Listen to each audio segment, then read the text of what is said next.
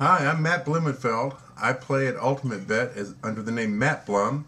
I want to be the next poker personality. Let me tell you why you should choose me.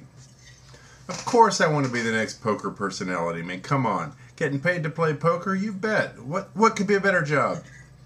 Well, I've been playing poker for a long time. I started off as a kid in the 60s playing Dr. Peppers with One-Eyed Jacks and Suicide Kings Wild with all the neighbor kids for M&Ms. Back in those days it was pretty easy. We didn't have to worry about straights and flushes because they just weren't a factor. The real argument with 13 or 14 wild cards was whether a royal flush was better than 5 of a kind. I made a lot of royal flushes back in those days, as you might imagine. Well, in the 70s, things got a little more sophisticated. My friends and I decided that was just crazy. That was kiddie poker. So we started playing with just 4 or 8 wild cards. It's a much more sophisticated game.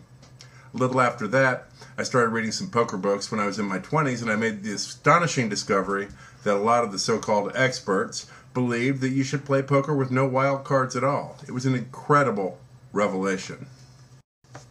We also made the transition at that time from M&Ms to change, and as you might imagine, with all those wild cards, lots and lots of coins changed hands in those days. Another thing that happened not too long after that was that I discovered this game called Texas Hold'em, and the really cool thing about Texas Hold'em was that I understood how it worked, and a lot of the other people that I was playing with didn't. What a great thing. Probably the next big change that happened was in the 90s when I moved to Seattle.